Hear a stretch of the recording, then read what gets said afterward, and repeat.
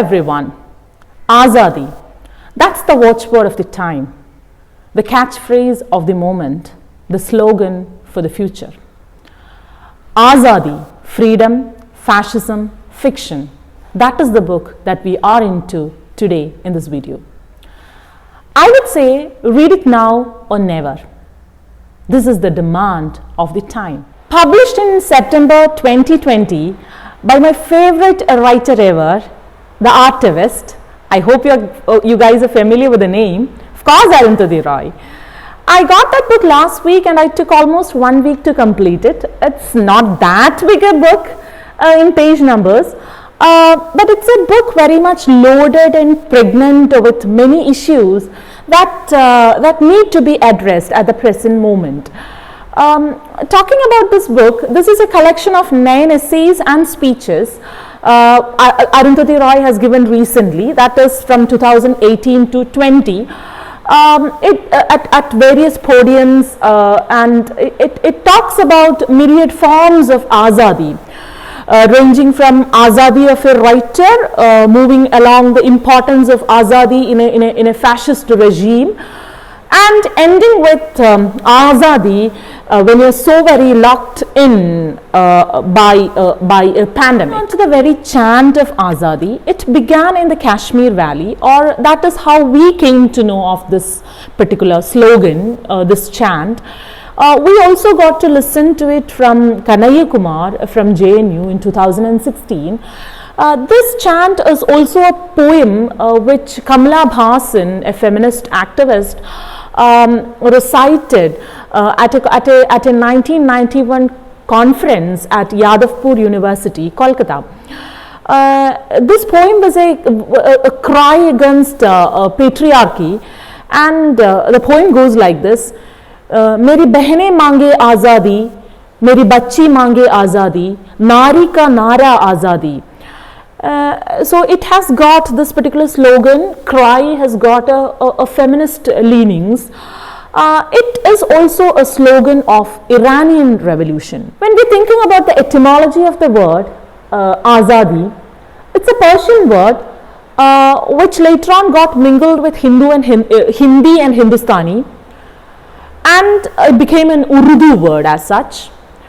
Though we have this feminist leanings to the word, we came to hear it as a signature cry, signature slogan of the Kashmiri freedom struggle when the government of India annexed Jammu and Kashmir, and then down to the cry for dignity and human rights of the minority people in India, minority groups of people in India, especially the Muslims, especially when this NRC and the citizenship law came, which mopes off millions of people from the citizenship register. Now we are into another cry for Azadi, standing at a historical juncture, where obviously the world is being divided into pre-pandemic and post-pandemic era, and nothing is worse than a return to normalcy. This collection, Azadi, talks of Azadi of a writer, Azadi of writing in a fascist regime, Azadi of millions and millions of Kashmiris locked and incarcerated inside their homeland, Azadi of people residing in an authoritarian regime, Azadi inside India, Azadi of those students who are ruthlessly beaten up and maimed, Azadi of activists, students, professors, journalists who are getting arrested each day. Azadi is a hymn, it's a prayer, it's people's anger and dream. Roy begins with a personal narrative when in the first chapter, titled, "In what language does rain fall over tormented cities? The weather underground in the Ministry of Utmost Happiness." It's a title which is taken from Pablo Neruda. She talks of people questioning her on what she writes and what she does not write. People telling her what to write and what not to write. which language to write in and which language not to write in, which makes her think about the language she writes in, and finds that it is all a translation. Literature is a place where there is a conglomeration of multiple languages. She says if a novel has an enemy, the Ministry of Utmost Happiness, the enemy of Ministry of Utmost Happiness is the idea of one language, one nation and one religion. Literature is the only place where one swim in an ocean of languages, nations and religions. Through a personal narrative, she talks of her encounter with languages and the shift she has from the slow-cooked secret novel writing language in fiction into a quick, urgent public language of non-fiction. She talks of her encounter with Anjum, Saddam Hussein, Tilotama, to name a few, where there is a confederacy of languages, a map of languages that underpins her second novel, The Ministry of Utmost Happiness. Even before separation of nations, there was the separation of languages. Hindustani came to be divided into Urdu and Hindi. And she also talks about how the fascist mob destroyed the tombs of many Urdu love poets like Wali Dakhni. She talks about how literary canons came to be partitioned. Even classical music got divided. Urdu came to be seen as Muslim language, Pakistani language, whereas Hindi came to be known as Hindu language and Indian language. So language is at the heart of violence, according to Arundhati Roy. The fourth speech, which was given at Apollo Theatre in New York on May 12th, 2019, which is titled The Language of Literature, also talks about the different takes on her writing, ranging from baleful suspicion on the one hand and selling like hotcakes on the other hand.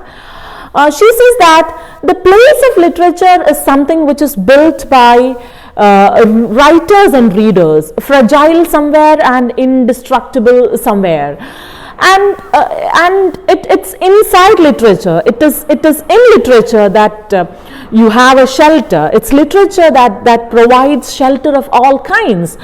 At the end of the essay, she says that it's Anjum who softens the borders between men and women, animals and humans, life and death. And it's in Anjum that she seeks a shelter from the tyranny of borders. She moves along the world where her fiction and non-fiction walk her around like two legs. The main focus of this collection is Azadi from fascism, from authoritarianism, not Azadi from India, but Azadi in India. Taking Kanhaiya Kumar's words, which she quotes in the speech, The Graveyard Talks Back. In this particular speech, she also talks about fascism and what it means to write under a fascist regime. The silence is the loudest sound talks about the unfinished business of the partitioned India, that is the Kashmir. The day when Kashmir was turned into a giant prison camp, where 7 million of Kashmiris were barricaded and humiliated inside their homes, spied on by drones, communications blacked out, internet sieged, Article 370 overturned, Jammu and Kashmir Reorganization Act 2019 passed, stripping the state of its special status and statehood, partitioning it into two territories. Amidst the cheering of the so-called nationalists and the business people, the loudest sound ever in history was the deathly silence of 7 million Kashmiri people.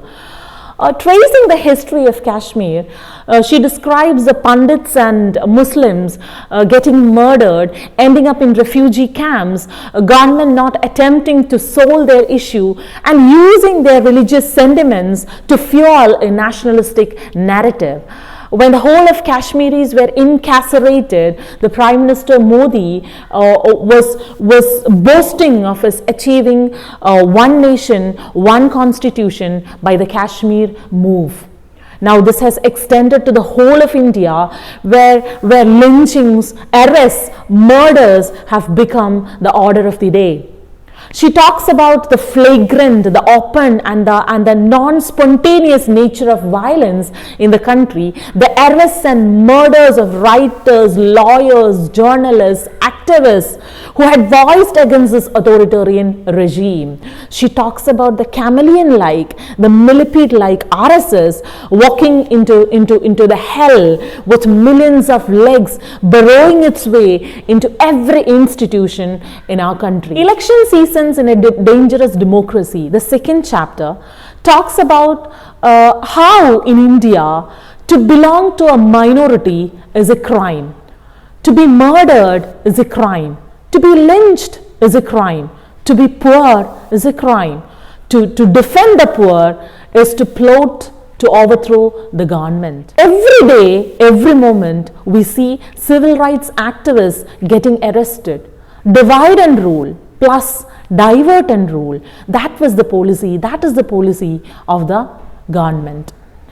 When the government comes to know of its losing popularity, they divert the mob's attention by manufacturing murders, conducting lynching and communal violence, and later presenting themselves as the only one capable of running this hard state. Our Captured Wounded Hearts focuses on how Modi, through the Balakot preemptive strikes, made the internal matter between India and Pakistan an international dispute. Calling the Pulwama attack as the most deadliest and gruesome attack, Arundhati Roy says that in the Kashmir Valley there are young men like Adil Ahmed Dhar who have been born into war and are ready to become even suicide bombers and sacrifice their own life for the freedom of their own state. She talks of how people in Kashmir live in terror of informers, double agents, triple agents, who could be anybody from their old classmates to their own friends and family members. How the Pulwama attack came as a perfect political opportunity for Modi by transforming the tragedy into petty political advantage. The war is not fought between India and Pakistan. It is fought in Kashmir, and Kashmir is the real theatre of unspeakable violence. In the 6th chapter, Intimations of an Ending, the rise and the rise of the Hindu nation, Arundhati Roy talks about the history of the RSS, how it became the most powerful of the groups across the world. What is the role that Narendra Modi has played in taking the group to its most violent heights? The issue of the border states, the Kashmir issue, the NRC issue with reference to Assam and the history behind it. She talks about the horrifying aspect of the moment when 2 million people in Assam who actually belong to India found their names missing from the National Register for Citizens, who were declared stateless, which is to be extended to the rest of the. She talks of how the idea of liberty, equality, fraternity and secularism, of course, she calls secularism as a hypocritical term on which India stood and without which India would fall, India would become empty, is dismantled. The annexation of Kashmir, the system of tired citizenship, can also be a sort of a preparation for the climate crisis, where when citizenship is the right to have rights is getting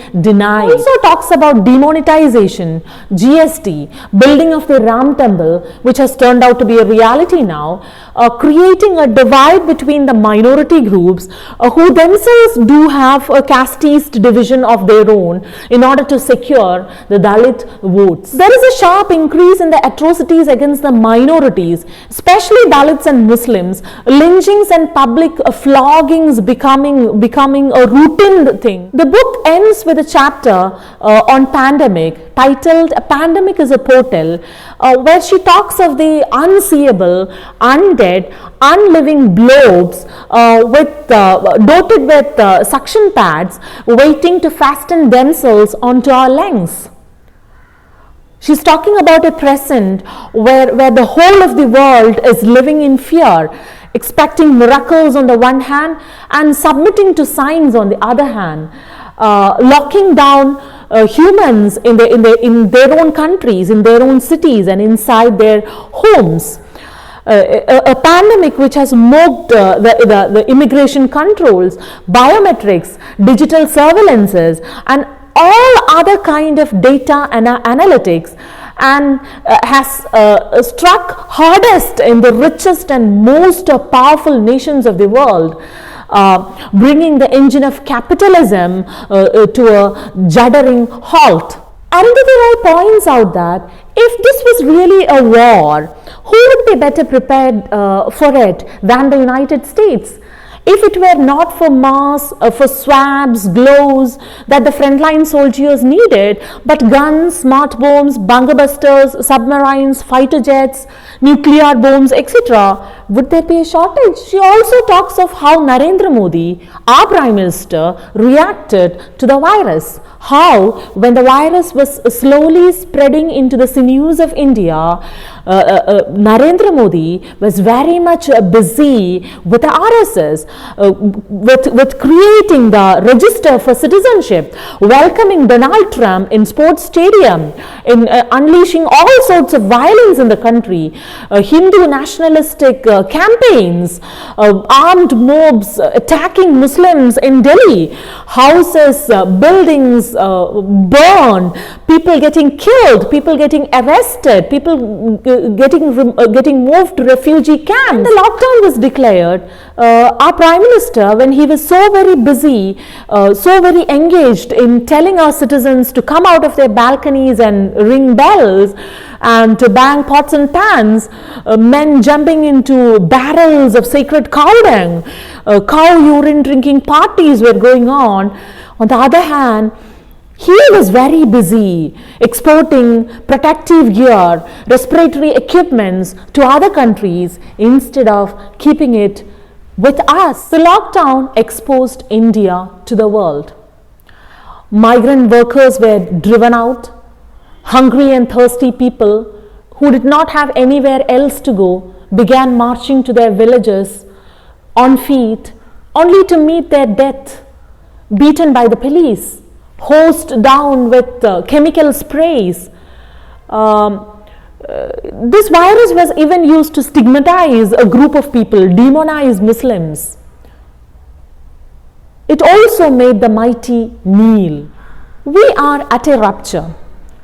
This pandemic, like historically any pandemic, is a portal.